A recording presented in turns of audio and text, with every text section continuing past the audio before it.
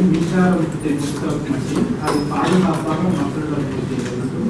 அந்த துறையிலும் அந்த பாதுகாப்பு சம்பந்தமான ஒழுங்குபடுத்துதலும் சம்பந்தமாகவும் இந்த ஆணைக்குழு பட வேண்டும்.